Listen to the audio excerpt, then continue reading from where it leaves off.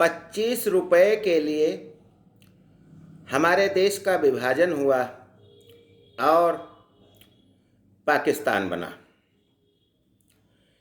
जी हाँ, ज्ञान गंगा के इस 3 पत्ती कार्यक्रम में आपका स्वागत है।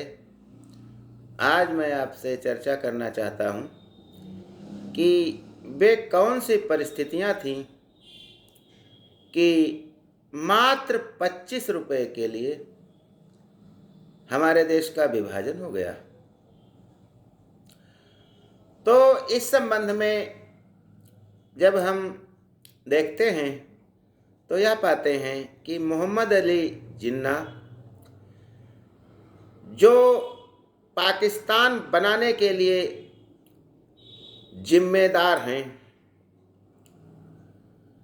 वे लंदन से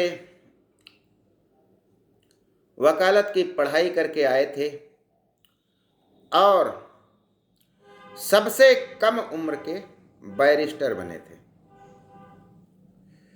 जिन्ना Graham shipping and trading company में वकालत कर रहे थे।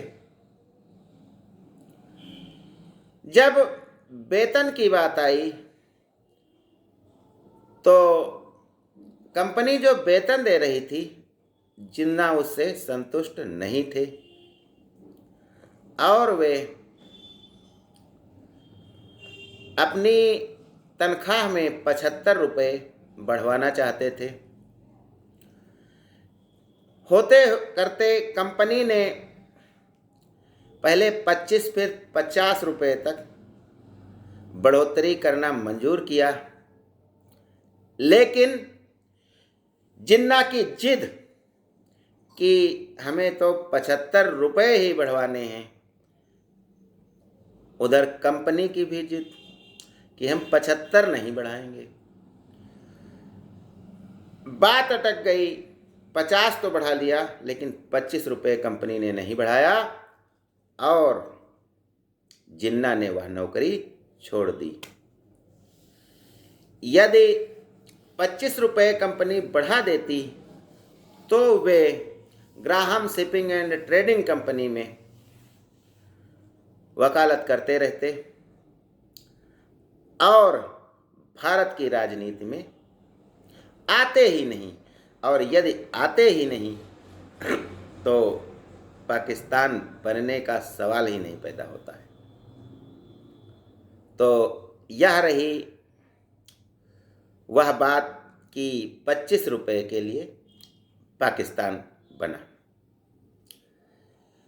अगली बात मैं बताना चाहता हूँ कि शीत युद्ध क्या होता है।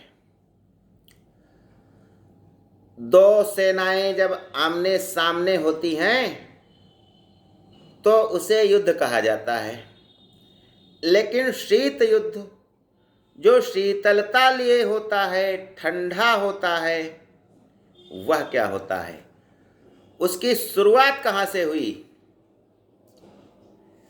जी हाँ, इस संबंध में जब हम विचार करते हैं तो हम पाते हैं कि द्वितीय विश्व युद्ध 1939 में जब प्रारंभ हुआ और चलता रहा, समय आ गया 1945। इतना समय आते आते मित्र राष्ट्र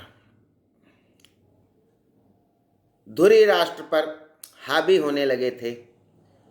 हालांकि जापान ने अब भी हार नहीं मानी थी और वह चीन में होता हुआ, बढ़ता हुआ अरुणाचल प्रदेश तक आ गया था। यहाँ के लोग घबरा गए थे। तभी उन्होंने कहा, अंग्रेजों भारत छोड़ो, क्योंकि जापानी अंग्रेजों पर नाराज होते थे। ऐसे समय में रूस और अमेरिका जब साथ साथ मित्र राष्ट्रों की ओर से लड़ रहे थे, जापान ने अमेरिका पर विजय प्राप्त करने के लिए उसके शहर पर्ल हार्बर, जो द्वीप है पर्ल हार्बर, उस पर भारी बमबारी की, तहस नहस कर दिया, जिससे अमेरिका जापान से बहुत अधिक नाराज हो गया।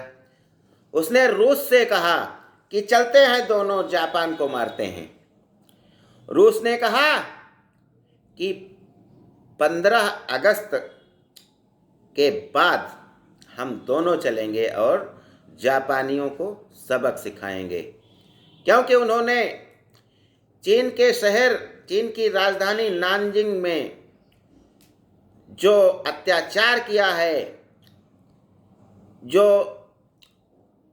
बिल्कुल मार डाला है, सभी को, किसी को नहीं छोड़ा है, छोटी छोटी बच्चियों के साथ बलात्कार किए हैं और बहुत ही अधर्म किया है, उससे उनको सबक सिखाएंगे। अब अमेरिका ने कह तो दिया रूस से कि हम दोनों चलते हैं, लेकिन रूस ने कहा कि 15 अगस्त के बाद चलते हैं। अमेरिका परमाणु बम बना चुका था। जब बना चुका था तो उसने सोचा यदि हम रूस के साथ मिल करके जापान को जलाएंगे तो जीत का जो हिस्सा है, जो क्षेत्र हमारे हाथ लगेगा, वह रूस को भी देना पड़ेगा। तो उसने यहाँ पर चालाकी करते हुए, रूस को इग्नोर करते हुए आगे बढ़ा और उसने 6 अगस्त 1945 को जापान के शहर हिरोशिमा पर पहला परमाणु बम गिरा दिया। परमाणु बम बहुत ही भयानक अस्त्र होता है, ब्रह्मास्त्र से भी अधिक शक्तिशाली, जिसके आसमान से गिरते ही सब कुछ ध्वस्त हो गया। आग और धुएं का जो गुबार उठा वह 6 किलोमीटर से ऊपर जा पहुंचा। गड्ढा हो गया पूरा और लोग आग में जल गए, उनका नामो निशान नहीं बचा। लाखों व्यक्ति पलक झपकते ही काल के गर्त में समा गए और जो बचे उनको परमाणु बम का जो रेडिएशन होता है वह खा गया। इस परमाणु बम का नाम था लिटिल बॉय। लेकिन जापान ने हार नहीं मानी। फलतः अमेरिका ने जापान के शहर नागासाकी पर दूसरा परमाणु बम गिरा दिया। इसका नाम था फैट मैन। पलक झपकते ही लाखों लोग जलकर भस्म हो गए। प्रदूषण आज तक फैला है। वहां पर कोई फसलें नहीं होती हैं और जो मनुष्य हैं वहां रहते हैं वे तमाम प्रकार की बीमारियों से ग्रसित रहते हैं। जब अमेरिका ने यह विध्वंस किया, जापान घुटनों पे आ गया और उसने अमेरिका के आगे हार मान ली। इसके बाद रूस इसलिए नाराज हो गया कि जब आपने कहा था कि हम साथ साथ जापान को सबक सिखाएंगे तो तुम अकेले क्यों चले गए। दोनों में आपसी मनमुटाव हो गया। आमने सामने लड़ाई नहीं हो रही होती है, लेकिन यह जो मनमुटाव है यह बहुत विध्वंसक होता है। इसमें कोई देश सीधे सीधे नहीं लड़ते हैं, लेकिन छोटे देशों को इसका खामियाजा भुगतना पड़ता है। यानी बड़े बड़े देश, जब शीत युद्ध होता है तो बड़े बड़े देश आपस में दुनिया को दो हिस्सों में विभाजित करते हैं, पहली दुनिया, दूसरी दुनिया और तीसरी दुनिया। तीसरी दुनिया जो गुट निरपेक्ष देश होते हैं, किसी की तरफ नहीं होते हैं, और दो गुट बन गए, एक अमेरिका समर्थित और एक रूस समर्थित। अब ये दोनों देश एक दूसरे को नीचा दिखाने के लिए, अगर किसी छोटे देश का समर्थन रूस कर रहा है तो अमेरिका वहां पर जाकर के बवाल करता है, लड़ाता है, और किसी देश का समर्थन यदि अमेरिका कर रहा है तो रूस वहां पर जाकर के परेशानी पैदा करता है, चाहे वह अफगानिस्तान हो, चाहे ईरान हो, इराक हो, कुवैत हो, वियतनाम हो, सब इसी शीत युद्ध के परिणाम भुगतते रहे हैं। यानी जब दो बड़े व्यक्ति छोटे छोटे मुर्गों को लड़ाते हैं कि हमारा जीतेगा या तुम्हारा जीतेगा, आपस में नहीं लड़ते हैं, यह होता है शीत युद्ध। ये वास्तव में बड़े बड़े देशों की मुर्गों की लड़ाई है।